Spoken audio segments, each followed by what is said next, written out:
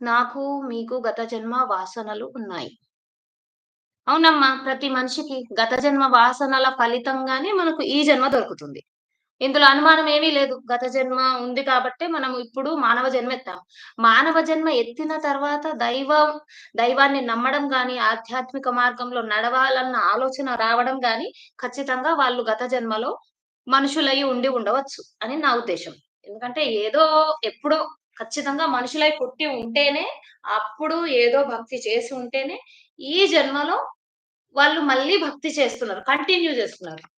లేదంటే భక్తి అనేదైతే దూరం దూరం వరకు ఉండదు నార్మల్‌గా. ఏదో బ్రతికేస్తుంటారు. ఎంతో మందిని చూస్తుంటాం. వాళ్ళకు బ్రతకడమే ప్రధానం. ఏదో సంపాదించామా, బ్రతికామా వాళ్ళ ఆలోచన అంతవరకే ఉంటుంది గానీ, దైవము, దానము, ధర్మము ఇలాంటివుండవు. అలాంటి వాళ్ళకు దైవ సహకారం గూడా ఉన్నట్టుగా అనిపించదు. వాళ్ళు ఎంత చెడు మార్గంలో నడిచినా వాళ్ళకు ఏమి ఆలోచించరు. పాపము అన్న ఆలోచన వాళ్ళకి రాదు. ఎవరైతే దైవ మార్గంలో దైవాన్ని నమ్మి ఉంటారో వాళ్ళకు ఒక్కసారి కాకుంటే ఒకసారి ఇది పాపము, ఇది పుణ్యము అన్న ఆలోచన మనసులోకొస్తుంటది. సో, గత జన్మను తెలుసుకోవడం అంటే సాధన చేసుకుంటూ గత జన్మ గురించి తెలుసుకోవచ్చు. ఎన్నో విషయాలు మనకు గత జన్మ గురించి హింట్స్ దొరుకుతాయి. ఎప్పుడైతే మనం సాధన మార్గంలో ఉంటామో, మనకు గత జన్మ గురించి ఎన్నో విషయాలు గుర్తొస్తాయి. ఒక కష్టం మనం ఇప్పుడు అనుభవిస్తున్నాము అంటే గత జన్మలో అది దేని వల్ల కర్మగా మారింది. ఈరోజు అనుభవించడానికి అనేది మనకు తెలుస్తుంటుంది. అది సాధన పరిపక్వం అయిన తర్వాత. చేస్తూ ఉండాలి, చేస్తూ ఉండాలి. అంతే నమ్మకంతో ముందడుగు వేస్తూ ఉండాలి. అమ్మ మనకు ఏం చెప్పాలనుకుంటే అది టైమ్‌తో పాటు మనకు తెలియజేస్తుంది. మన మనసుకు మనకే ప్రశాంతత కలుగుతది దానివల్ల. ఎందుకు అంటే, సరే నేను ఈ తప్పు చేశాను. ఈరోజు ఇది అనుభవిస్తున్నాను అన్నట్టు మన మనసుకు మనమే మనశ్శాంతి చేసుకోగలుగుతాము. ఇబ్బంది పడడం, బాధపడడం, అయ్యో! ఇలా నాకే ఎందుకు జరిగింది? ఇలాంటి విషయాలైతే వదిలేసుకుంటాం. ఎప్పుడైతే మనకు గత జన్మ గురించి తెలుస్తుందో. సో, తెలుసుకునే ప్రయత్నం చెయ్యకపోవడమే మంచిది. దానివల్ల తపస్సు, తపోబలం కరిగిపోతది ఖచ్చితంగా. నన్ను గత జన్మలో నరబలి ఇచ్చినట్లు చూపిస్తుంది. ఓకే. నరబలి అని నిన్నే నరబలిగా ఇచ్చేసారా? అదేంటి? సో, ఇది భలే ఉందమ్మాయి. ఎప్పుడూ విని ఉన్నట్టు లేదు. ఇలా ఉంది అంటే ఎవరో అన్యాయం చేసుండొచ్చు. పర్లేదు. అక్కడికి అంతే కావచ్చు అనుకోవాలి. ఈ జన్మలో నీకు అమ్మ సహకారం ఉంటది. కాబట్టి ఉంది. ఇది తెలుస్తూనే ఉంది. నీకు అమ్మ సహకారం ఉంది ఈ జన్మలో. అప్పుడు నిన్ను నీ ఇష్టానికి విరుద్ధంగా నిన్ను బలిచ్చారంటే, ఈ జన్మలో నీకు అమ్మ అన్ని విధాలా సహకరించి, ఆ జన్మలో నీదేదైతే ఆహ్, ఆహ్, ఆయుష్ ఉంటుందో, అది ఈ జన్మలో యాడ్ చేస్తుంది. ఇది జరుగుతుంది ఖచ్చితంగా. ఒకవేళ నీ ఇష్టానికి విరుద్ధంగా నువ్వు వేరే వాళ్ళ వల్ల చనిపోయి ఉంటే, ఖచ్చితంగా ఆ జన్మలోని ఆయుష్‌ను ఈ జన్మలో యాడ్ ఆన్ చేసి, నలుగురికి ఉపయోగపడడానికి ఇంకో 4 సంవత్సరాలు ఎక్కువియ్యమ్మా అని అడుగు. 4 అంటే 4 కాదమ్మాయి. ఇంకో కొన్ని సంవత్సరాలు అప్పుడెన్ని మిగిలినాయో అవి ఈ ఈ జన్మలో నాకు యాడ్ చెయ్యమ్మా. నేను నలుగురికి మేలు చేస్తా అని అడుగు. ఖచ్చితంగా నీ ఆయుష్షు పెరుగుతది. అంత యవ్వనమైన మన ఆలోచన విధానమైన సహకరిస్తది. ఎక్కువ రోజులు నువ్వు యంగ్‌గా ఉండి నలుగురికి ఉపయోగపడగలుగుతావు. అడిగితేనే ఇస్తుంది. సో, అడుగు. నీలో నీకే మార్పు తెలుస్తుంది. నీకు వింతగా ఉంది. కానీ ఇది నిజం. మనకొక విషయం తెలుస్తుంది అంటే మనల్ని ఒక మాట అడుగుమని అంటుంది. అడిగే వరకు ఇచ్చేది రూల్ లేదు కలియుగంలో. సో, అడుగు ఇస్తుంది. ఈ విషయం ఖచ్చితంగా చూడు. నీకెప్పుడైనా సరే ఏదైనా కలొచ్చింది అంటే ఎందుకు ఆ విషయం నీకు చెప్తుంది అనే దాన్ని బట్టి ఆలోచించాల్సొస్తది. లోక కళ్యాణం కోసం నన్ను జపం చేయిస్తున్నట్లు చెప్తున్నారు. అవునమ్మా! నిజమే ఆ మాట. నువ్వు చేసేది లోక కళ్యాణం కోసమే. నువ్వు బ్రతుకుతుంది లోక కళ్యాణం కోసమే. ఇప్పుడు నేను చెప్పింది నీకు లోక కళ్యాణం కోసమే నీకు ఆ గత జన్మలో తీరిపోయిన ఏదైతే మిగిలిపోయిన ఆయుష్ ఉందో, ఆ ఆయుష్‌ని ఈ జన్మలో కలిపేయమని అడుగు. అమ్మ నీకు ఆ జన్మలోని ఆయుష్‌ని ఈ జన్మలో కలిపి నిన్ను లోక కళ్యాణార్థం వాడుకుంటది. దాంతో నీకు, నీ ఆత్మకి ప్రశాంతత కలుగుతది. నలుగురికి ఉపయోగపడ్డాము అంటే మన జన్మ ధన్యమైనట్టే. మన మనసుకు మనం ప్రశాంతత పొందాలి. ఒకరి కోసం కాదు. ఎవరో మెప్పు పొందడానికి కోసం కాదు ఖచ్చితంగా. నువ్వు బ్రతికుండి నేను బ్రతికున్నాను. ఒక మనిషిలా బ్రతికున్నాను. నాతో వీలైన సహాయం నేను చేయగలిగాను. నాకు ఈ ఆయుష్షు ఇచ్చినందుకు దేవుడి రుణం నేను తీర్చుకున్నాను అన్న ఆలోచన నీకుండాలి. ఈ లోకం నుండి వెళ్ళిపోయే ముందు. అలా బ్రతకాలి. అలా బ్రతికే వాళ్ళకు ఏంజెల్స్ వెన్నంటే ఎప్పుడు వెన్నంటే ఉండి ప్రతి విషయంలో హెల్ప్ చేస్తుంటారు. సంకల్పం మనదుండాలి. ఒకళ్ళకి హెల్ప్ చేయాలి అన్న సంకల్పం మాత్రం మన దగ్గర ప్రగాఢంగా ఉండాలి. మనం చెయ్యం హెల్ప్. మనకంత పరిస్థితి ఏమంటారు ఆహ్, స్తోమత ఉండదు మనకు ఒకళ్ళకు హెల్ప్ జేయడానికి. కానీ సంకల్పం మనదైనా మన శరీరాన్ని యూజ్ చేసుకొని ఏంజెల్స్ ఇతరులకు హెల్ప్ చేస్తారు. పుణ్యం మాత్రం ఈ శరీరానికే చెందుతుంది. అంతే. నా చుట్టూ ఈ ప్రాణికి హాని కలిగినా అది నన్ను మానసికంగా బాధపెడుతుంది. అవునమ్మా! నీలో దైవత్వం పెరిగింది. కాబట్టే నీకు దైవం పలుకుతుంది. ఏ ప్రతి జీవిలోనూ పరమాత్మ అంశే ఉంటుంది. పరమాత్మే అన్నిట్లో ఉన్నాడు. అన్నప్పుడు హ్మ్. మనకు ఇలా ఆధ్యాత్మిక మార్గంలో ఒక స్థాయికి చేరుకున్నాక ప్రతి జీవిని చూసి సహానుభూతి అనేది ఉంటది. వాటి బాధను చూడలేకపోతాం. సో, ఇది మంచి విషయమే. దీనిలా అంటే ఆలోచించాల్సిందేమీ లేదు. చాలా మంచి విషయం. అలా ఉంటే కొత్తగా చెడు కర్మ అనేది మనం తయారు చేసుకుంటలేము అని అర్థం. సో, ఇంకా ఈరోజు ఏం మాట్లాడదాం అనుకున్నామో కొంచెం గుర్తు చేసుకుంటున్నా. ఈరోజు దేని గురించి ఉపవాసం. ఉపవాసము చేయమని దేవుడు చెప్పలేదు. కానీ ఉపవాసం వల్ల మనకే ఉపయోగం. ఉపవాసం ఎందుకు చేయాలి అని చాలా మంది అంటారు. దేవుడు చెప్పాడా? అన్నం మానేయమని అన్నారా? అనంటారు. దేవుడు చెప్పలేడు. కానీ ఉపవాసం చేయడం వల్ల ఒకటి మన కర్మ కరిగిపోతుంది. ఎందుకు? ఎట్లా? అంటే ఉపవాసం అనేది మన శరీరానికి కష్టపెడుతుందది. మనకు ఆకలేసినా మనం తినము అని నిర్ణయం తీసుకుంటాం. కానీ మన నిజమైన భక్తి ఉంటే 1, 2 వారాల తర్వాత మనకు ఉపవాసం ఉన్న రోజు ఆకలేయదు. 2 వారాలు మాత్రము అంటే 2 రోజులు గాని, 2 వారాలు గాని మనకు పరీక్ష లాంటిదుంటది. మనం ఉపవాసం ఉందాం అనుకుంటే మనకు ఆకలి పెరిగి ఇబ్బందనిపిస్తది. అది పరీక్ష. కానీ నేను ఉపవాసం ఉంటా. నేను అమ్మ గురించి గాని, నేను నమ్మిన దైవం గురించి గాని, ఉపవాసం ఉంటా అని గట్టి నిర్ణయం తీసుకొని సంకల్పించారంటే, ఖచ్చితంగా మీకు ఆకలేయదు. ఎంతో మంది చెప్తుంటే వింటుంటాం. ఉపవాసము ఉంటాం గానీ, ఆ రోజు మాకు ఆకలేయదు అంటారు. అది ఇగ దైవము. ఆ దైవము ఉనికిని చాటుకుంటుందన్నమాట. సో, ఉపవాసము ఉండడము అన్న సంకల్పం ఎందుకు చేసుకుంటామంటే, ఈ శరీరం సంతోషపడడానికే మనం పాపకర్మ చేసాం. ఎప్పుడైనా మన సొంత లాభం కోసము, మన శరీరాన్ని సుఖపెట్టడం కోసం మనం పాపం చేస్తాం. మనం ఏ పాపం చేసినా దానికి మన శరీరం సుఖము, మన మానసిక ఈ రాక్షసత్వం, మనలోని రాక్షసత్వాన్ని సంతృప్తి పరచడానికి మనం ఏదైనా పాపం చేస్తాం. అలాంటప్పుడు మన శరీరాన్ని కష్టపెట్టడం ద్వారా మాత్రమే ఆ కర్మ నుండి మనము బయటపడగలుగుతాం.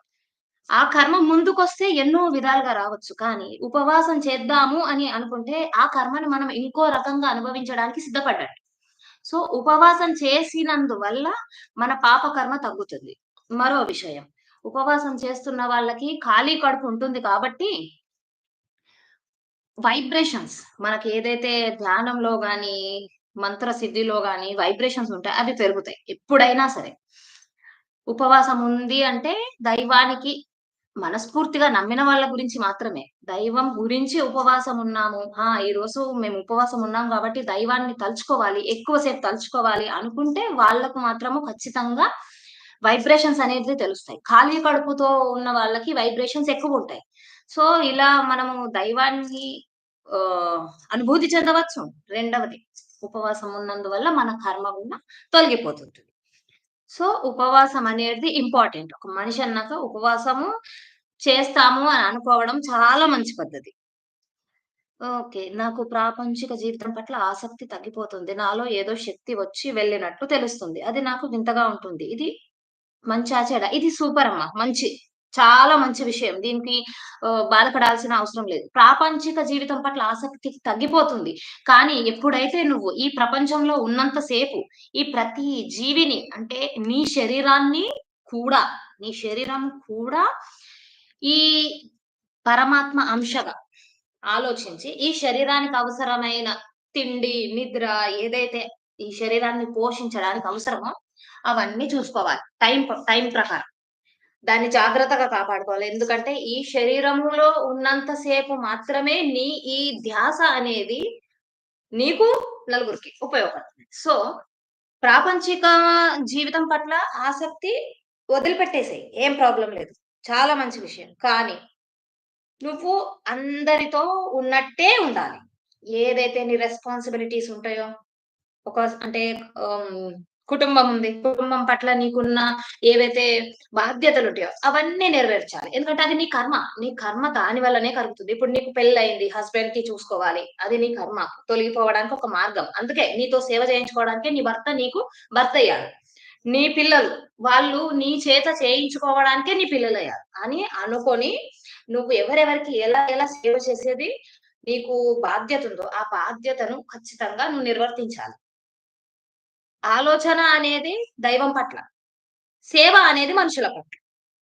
ప్రతి మనిషికి సేవ చేసేటప్పుడు, ప్రతి మనిషికి ఇంక్లూడింగ్ యువర్ సెల్ఫ్ నీ సొంత శరీరాన్ని కూడా నువ్వు పోషించుకునేటప్పుడు నువ్వు దైవానికి సేవ చేస్తున్నావనుకోని చెయ్యి. దానివల్ల తామరాకు మీద నీటి బొట్టు విన్నావా? అలా ఉంటుంది. ఏదో శక్తి వచ్చిపోతుంది అన్నావు చూడు. అది ఏది అంటే నువ్వు నమ్మిన ఆ దైవం. అది వస్తుంది, పోతుంది. ఒక రోజొస్తుంది. ఆ రోజు అది నిరంతరం నీకు ఏది మంచి, ఏది చెడు అని చెప్పడానికి నిరంతరం నీ వెంటే ఉన్న విషయం నీకు తెలుస్తుంది. ఇప్పుడు వచ్చి పోతుంది. కానీ అప్పుడు కంప్లీట్‌గా నీతోనే ఉండే రోజొస్తుంది. అంటే ఒక్కొక్క మెట్టు నువ్వు పైకెళ్తున్నావన్నమాట. ఇది చాలా మంచి విషయం. అందరికీ ఇలాంటి పరిస్థితి ఎదురవ్వదు. ఎంత సాధనా మార్గంలో ఉన్నా కూడా ఇలాంటి భాగ్యం అందరికీ దొరకదు.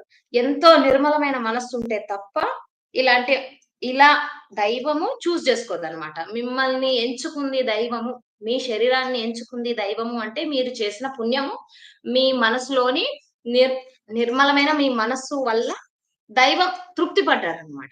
మీ అమ్మ గాని, మీరు ఎవరి పేరు పలుకుతున్నారో, ఎవరిని నమ్ముకున్నారో వాళ్ళు మీ వల్ల చాలా సంతోషంగా ఉన్నారు. మీ ద్వారా వీలైనంత మీ పరిధిలో ఉన్నంత మట్టుకు మీరు లోక కళ్యాణం చేయడానికి వాళ్ళు మీ శరీరాన్ని ఉపయోగించుకుంటారు అని తెలుసుకోండి. నీ శరీరంని వాళ్ళకి అప్పజెప్పేసేయి. ఇప్పుడు అప్పుడిప్పుడు వచ్చిపోతుందన్నావు గదా!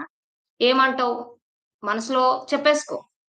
ఇక నా శరీరాన్ని లోక కళ్యాణార్థము నా బాధ్యతల పరిధిలో నుండి బయటికి వెళ్ళకుండా నువ్వు పర్మిషన్ ఇయ్యి. నీ రెస్పాన్సిబిలిటీస్ కూడా నువ్వు వదులుకోవద్దు.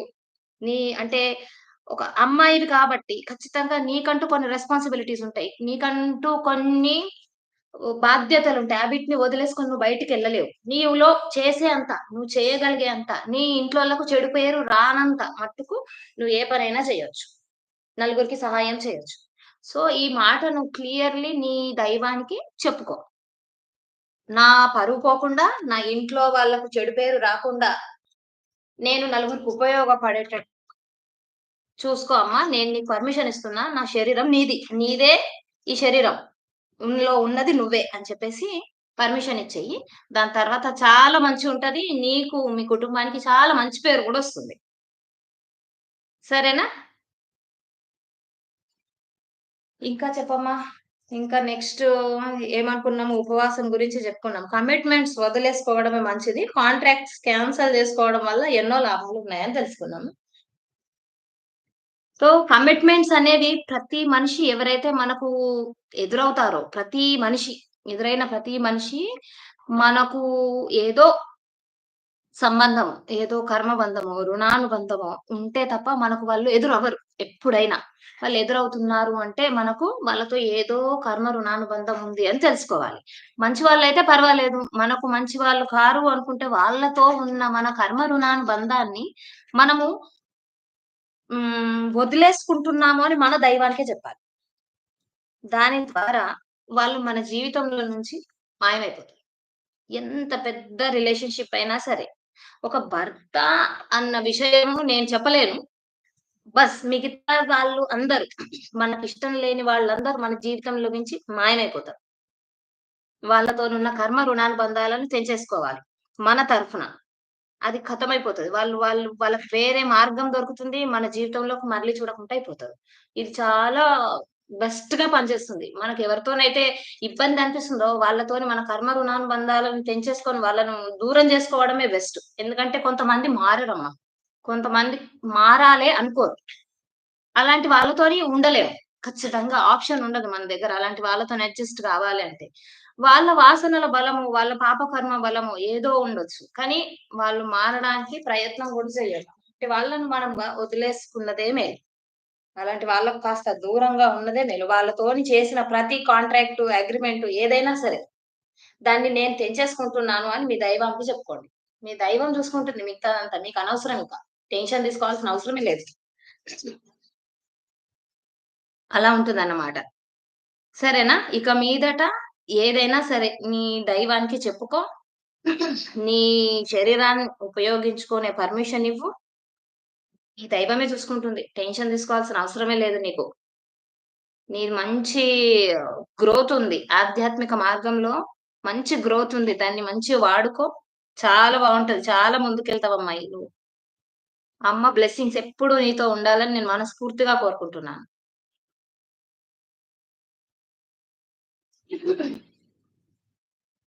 ఇంకా ఈరోజు ఎవరు జాయిన్ అవ్వట్లేదు. లింక్ చేంజ్ అయినందువల్ల ఎవరికీ నోటిఫికేషన్ కూడా వెళ్ళనట్టున్నది. ఎవరేం జెప్తలేరు.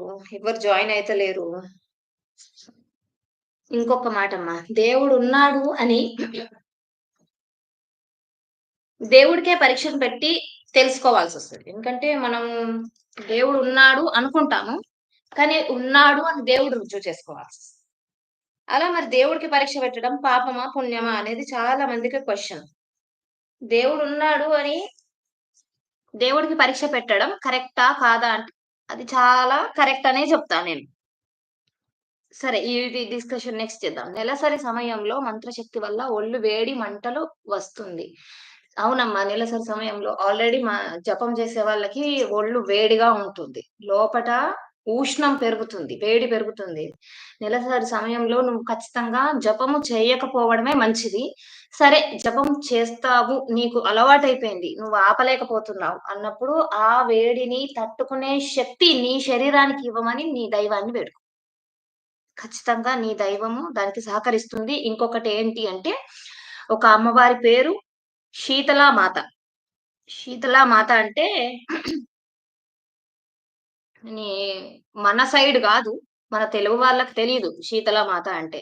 మన తెలుగు వారి సైడ్‌లో ఆ అమ్మవారిని ఏమని పిలుస్తారో నాకు తెలీదు. కానీ ఆ అమ్మవారి రూపంలో నీ తల్లిని చూసుకొని హ్మ్. ఒక కొబ్బరికాయ కొట్టుకో. అను. నా బాడీలోని వేడిని నేనే భరించే విధంగా నా శరీరాన్ని మార్చు అమ్మా అని శీతలామాత అని నీ తల్లికి ఆ పేరుతో పిలుచుకొని పిలిచేది నీ తల్లినే. ఇది ఖచ్చితంగా నమ్మాలి నువ్వు ముందు. శీతలామాత స్వరూపంగా తల్లి నా శరీరంలోని వేడిని నాకు తట్టుకునే శక్తినివ్వు అని మంగళవారం నాడు ఒక కొబ్బరికాయ కొట్టమ్మా. నీ బాడీని ఆ రకంగా మార్చడం అమ్మవారి దయ. అమ్మవారు చూసుకుంటుంది. 33 ఏళ్ల వయసులో ఇంత మంత్రశక్తి చేశాను అని ఆనందపడాలా? లేదా ఈ శారీరక బాధను భరించనా? అమ్మాయి ఇప్పుడు ఇది శారీరక బాధ అంటున్నావు. కానీ ఇందులో నీకు ఆనందమే లేదా? ఏదో శక్తి వచ్చిపోతుంది అంటున్నావు. వచ్చినప్పుడు నీకు సంతోషం అనిపించట్లేదా? మంత్రశక్తి చేసావు కరెక్టే. ఇది నువ్వు చేసావు. ఇప్పుడు చేసింది గాదు. ఇది ఖచ్చితంగా గత జన్మలో ఉంది. లేకపోతే 33 ఏళ్ళకి ఎవరికి పలుకుతుందమ్మా? ఎవరికీ పలకదు ఇంత తొందరగా. ఇంత చిన్న ఏజ్‌లో పలికింది అంటే, నువ్వు గత జన్మలో ఎంత తీవ్ర సాధన చేసుంటావో ఆలోచించుకోవాలి.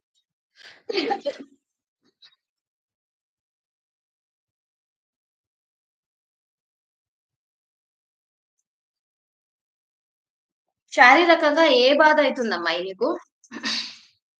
వేడి ఒకటే అయితే శీతలమాతగా నీ తల్లిని వేడుకో ఖచ్చితంగా. దానికి ప్రయోజనం ఉంటది. నీ బాడీ దానికి సహకరించుతది. సరే ఇంకా ఏమైనా క్వెషన్స్ ఉన్నాయా? ఈ జన్మలో చేసిందైతే కాదమ్మాయి. ఇలాంటి ఆలోచన అయితే పెట్టుకోకు. ఇది ఈ జన్మలో చేసిందైతే కాదు ఖచ్చితంగా. పూర్వ జన్మలో నువ్వు చేసిందుంది గాబట్టే, ఈ జన్మలో నువ్వు కంటిన్యూ చేస్తున్నావు దాన్ని. అదర్‌వైజ్ అది కాదు. మళ్ళీ మనసు నిర్మలంగా ఉండడం అనేది ఎంతో సాధన చేసిన వాళ్ళకి తప్ప సాధ్యపడదు.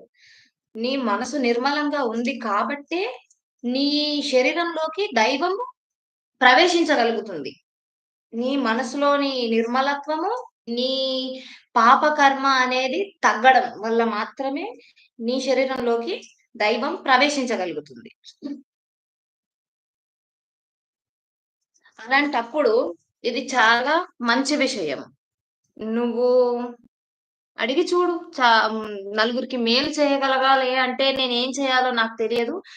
నాకు తెలిసేలా చేసి, నాకు నేను మేలు చేయగలిగేలా చేయమని నీ నువ్వు నమ్మిన దైవాన్ని అడిగి చూడు. ఎవరైనా సరే నువ్వు నమ్మిన దైవమే నీకు సమాధానం చెప్తుంది. ఏం ఆలోచించాల్సిన అవసరం లేదు దానికి. ఓకే హారిక. బింగి హాయ్. చాలా లేట్ యాడ్ అయినావు. ఇంకా, ఇంకా ఎవరు యాడ్ అయితలేరా? బాగున్నా అమ్మాయి. అంతా అమ్మ దయ. ఇప్పటి వరకైతే అమ్మ దయతో అంతా బానే ఉంది. ఎన్నో విషయాలు శ్రీమాత్రే నమః తులసి మాట్లాడింది చాలా సేపుగా. ఎన్నో ప్రాబ్లమ్స్ ఉన్నాయి అంటుంది. చూడు దానికి ఏమేమి జెప్పానో ఒకసారి మళ్ళీ వీడియో విను. ఈ వీడియోని లైక్ చెయి తప్పకుండా. లైక్ చేస్తేనే వేరే వాళ్ళ దగ్గరికి ఎళ్తుంది ఇది.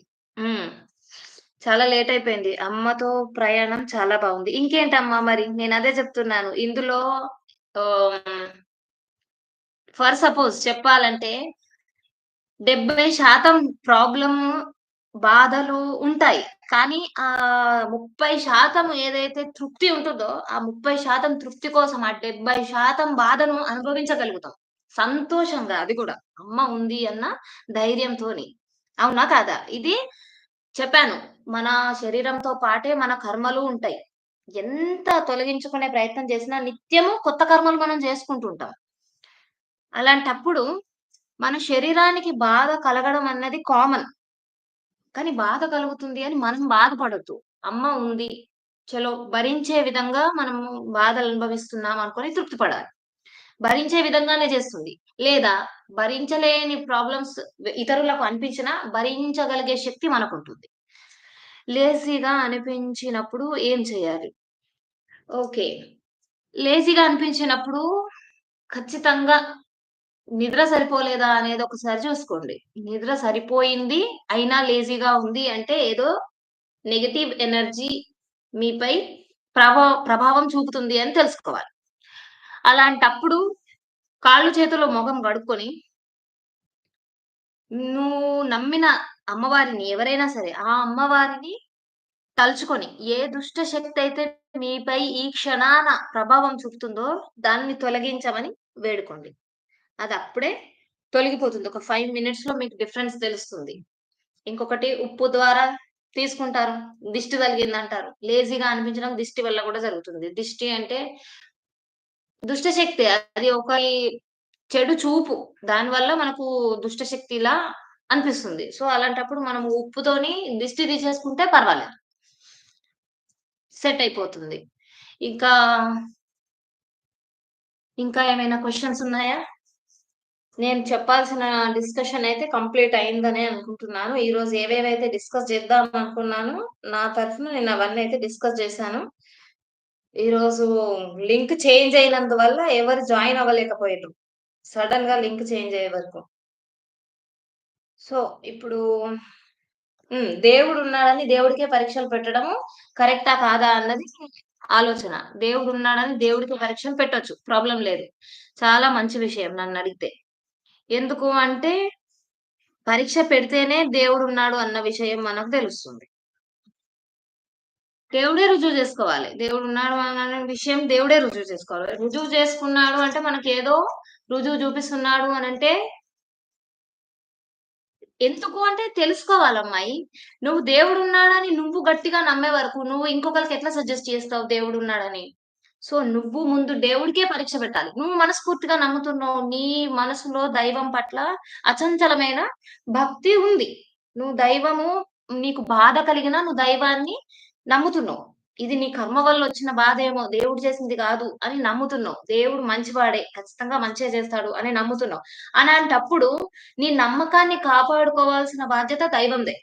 దైవమే నీకు రుజువులివ్వాలి. అవును నేనున్నాను అని దైవమే రుజువులివ్వాలి. ఎలా రుజువులిస్తుంది అననంటే కళల ద్వారా. మీకు రాబోయే కీడును ముందుగానే తెలిపి, లేదా మీకొచ్చే ప్రాబ్లమ్స్ నుండి మిమ్మల్ని ఆటోమేటిక్‌గా తప్పించి, ఎన్నో విధాలుగా దైవం మీకు సహకరిస్తుంది. ఏంజెల్స్ ఉన్నారు అంటే మీకు దైవం సహకరిస్తుంది అని అర్థం. ఇప్పుడు మీరు దైవం సహకరిస్తుంది అని కన్ఫర్మ్ అయిన తర్వాత, పూర్తిగా కన్ఫర్మ్ అయిన తర్వాత ఇంకొకళ్ళకి సజెస్ట్ చేయొచ్చు. అవును, దైవం ఉంటుంది అని పూర్తి నమ్మకంతో మీరు చెప్పగలగొచ్చు. ఆ దైవాన్ని ప్రసన్నం చేసుకోవడానికి మీరు రెడీ ఉన్నారు అన్న విషయం మీ దైవానికి చెప్తే, మీ దైవమే మీతోని ఏది మంచి పనిలో, ఏ పనులు చేయడం ద్వారా మీ దైవ భక్తిలో, ఆధ్యాత్మిక మార్గంలో ఉన్నతి కలుగుతుందో, అది మీ చేత మీ దైవం చేయించుకుంటుంది. తర్వాత కొద్ది రోజుల్లో మీకు క్లియర్‌గా అర్థమైతుంది. మీరు ఏమి చేయడం వల్ల మీకు దైవము ఇంకా ఎక్కువ ప్రసన్నమైంది. మీరు ఆధ్యాత్మిక మార్గంలో ఇంకా ఎక్కువ ముందటికెళ్లారు అన్న విషయం మీరు ఒక రోజు తెలుసుకుంటారు. తెలుసుకున్న తర్వాత మీరు ఇతరులకు అదే మాట సజెస్ట్ చేయగలుగుతారు. ఎందుకు అంటే ఇతరులు మీ మిమ్మల్ని చూసే నమ్ముతారు ఎప్పుడైనా. మీకు మీ మీద నమ్మకం ఉంది. మీకు దైవం పలుకుతుంది అంటే, దైవం ఉంది అని మీరు నమ్మారు. మీరు దైవానికి పరీక్ష పెట్టారు. సో, దైవం మీకు రుజువు చేసుకున్నారు. అన్నప్పుడు మీరు ఇంకొకళ్ళకు ధైర్యంగా సజెస్ట్ చేయగలుగుతారు. అవును, దైవం ఉంటుంది. మీరు దైవాన్ని ఎలా ప్రసన్నం చేసుకోవాలో అలా ఆ మార్గంలో ప్రయాణం చేయండి. ఆ రూల్స్ ఏమేమున్నాయో అవి ఫాలో చేయండి. ఖచ్చితంగా దైవం మీకు కూడా పలుకుతుంది అన్న విషయం మీరు ధైర్యంగా చెప్తే, ఒక జీవితం బాగుపడ్డది అంటే ఆధ్యాత్మిక మార్గం వైపు మరలినందుకు ఆ పుణ్యం మీకు ఖచ్చితంగా వస్తుంది.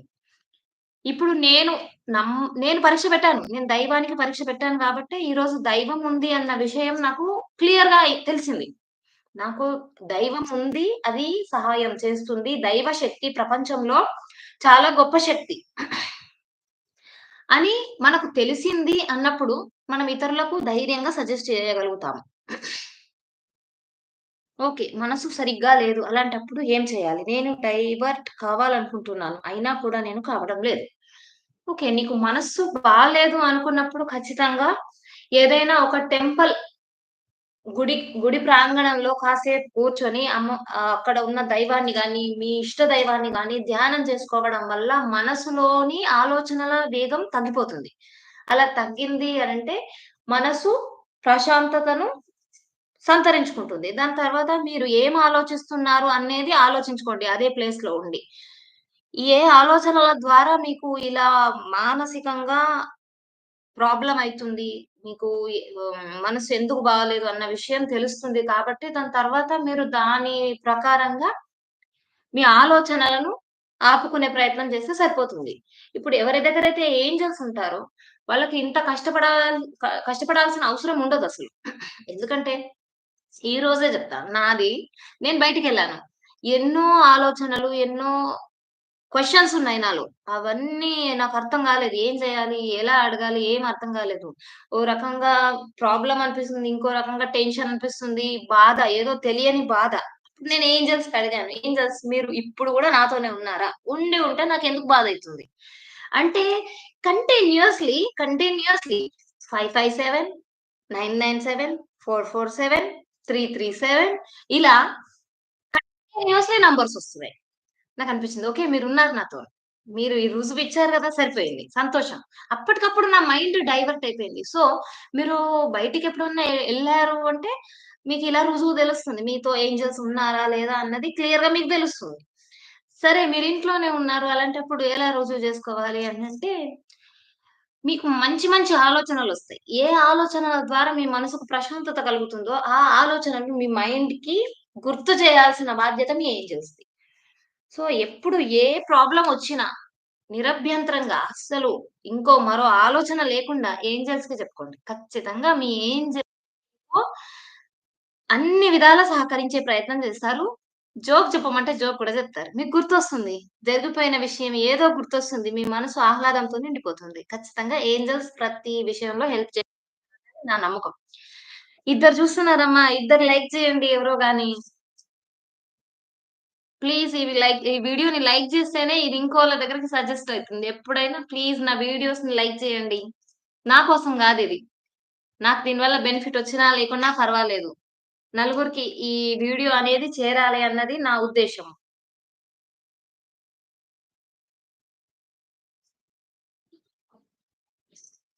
ఇంకా ఏమైనా క్వెషన్స్ ఉంటే చెప్పండి.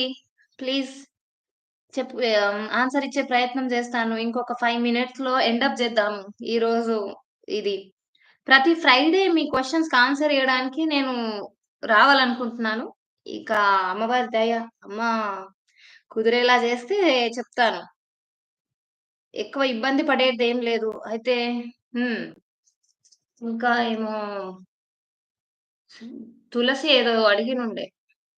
కులదైవాన్ని ఎలా తెలుసుకోవాలి? కులదైవాన్ని ఎలా తెలుసుకోవాలంటే, మీ ఇష్ట దైవమే మీ కులదైవం గురించి చెప్తదమ్మా. టెన్షన్ తీసుకోకుర్రి. ఇప్పుడు తులసి ఆన్‌లైన్‌లో ఉందో లేదో, కులదైవం గురించి మీకు తెలియాలి అని అనుకుంటే, మీకు తెలీదు కులదైవం ఎవరు అనేది మీకు తెలియదు. తెలుసుకునే ప్రయత్నం చేసినా తెలియలేదు. ఎవరినడిగినా ఎవరు చెప్పే పరిస్థితిలో లేరు. ఇగ ఖచ్చితంగా ఆఖరి మార్గం మీ ఇష్ట దైవాన్ని అడగడమే. మీ ఇష్ట దైవాన్నే అడగండి. ఆహ్, మరి మా కులదైవం ఎవరు? మేము ఎలా తెలుసుకోవాలి? అమ్మ నువ్వే దిక్కు ఇంకెవరు లేరు చెప్పేవాళ్ళు అని శరణాగతి చేసేయండి ఈ విషయంలో. ఇంకా నువ్వే దిక్కు అని కన్ఫర్మ్ చేసుకోండి మీరు మీరే. కులదైవం ఎవరు అని కన్ఫర్మ్ జేసుకోవడానికి ఇలా చేస్తేనంటే మీకు ఖచ్చితంగా కలలోనో లేదా మీ మీ ఫ్యామిలీలో ఇంతకు ముందు నుండి ఉన్న వాళ్ళ ద్వారానైనా సరే, ఎలాగైనా సరే మీ ముందుకి మీ కులదైవం పేరనేది ఒస్తుంది. మీకొక 1 మంత్ గూడా పట్టదనుకుంటున్నా నేను. మన భక్తి మనం ఆల్రెడీ ఆధ్యాత్మిక మార్గంలో ఉన్నామంటే, ఒక్క వారంలోనే స్వప్న దర్శనం చేయిస్తుంది మీ కులదైవంది ఖచ్చితంగా. మీరు నమ్మి తలుచుకోండి. ఎవ్రీ నైట్ మీరు కులదైవం ఎవరో తెలుసుకోవాలనుందమ్మా చెప్పు అని మీ ఇష్ట దైవాన్ని వేడుకోండి. పడుకునే ముందు వేడుకొని పడుకోండి.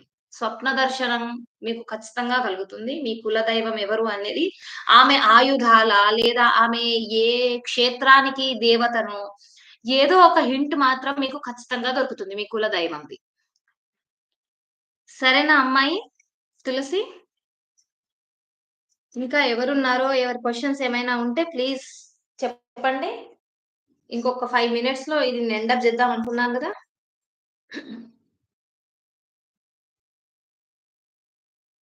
ఎవరన్నా ఉన్నారా ఇంకా? అయిపోయినట్టేనా ఈ రోజుకి? సో, ప్రీవియస్‌లో మనం తెలుసుకున్నాం. కర్మ అనేది చాలా ప్రభావం చూపిస్తుంది. దాన్ని కరిగించుకోవడానికి శివభక్తి, శివారాధన చాలా ప్రాముఖ్యం ఉంది. దానికి ఇంపార్టెన్స్ ఇయ్యండి. ఇప్పటి నుండి శివాభిషేకాన్ని మీ జీవితంలో ఒక భాగం చేసుకోండి. చాలా ఆర్భాటాలు లేకుండా సింపుల్‌గా జీవితాన్ని లీడ్ చేయాలి అంటే ఒక శివ పూజను, ఒక ఏదైనా సరే శక్తి స్వరూపిణిని మీ ఇష్ట దైవాన్ని నమ్ముకోండి.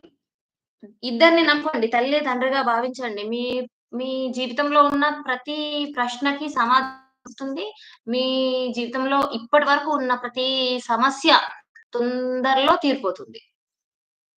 ఓకే. ఇంకా ఇప్పటికైతే చాలనుకుంటున్నాను. మనము నెక్స్ట్ వీక్‌లో మళ్ళీ మాట్లాడుకుందాము. టైమింగ్ అడ్జస్ట్ చేస్తాను. నెక్స్ట్ వీక్‌లో గూడా ఎవ్రీ ఫ్రైడే మాట్లాడదాము. ఓకే. మీ అందరికీ ఆ అమ్మవారి దయ కంప్లీట్‌గా ఉండాలి అని కోరుకుంటున్నాను. నా ఏంజెల్స్ అందరూ మీకు హెల్ప్ చేయాలి. నా ఛానెల్‌ని సబ్స్క్రైబ్ చేసుకొని నన్ను ఫాలో అయితున్న వాళ్ళందరికీ నా ఏంజెల్స్ హెల్ప్ చేయాలని మనస్ఫూర్తిగా కోరుకుంటున్నాను. ఓకే. బాయ్.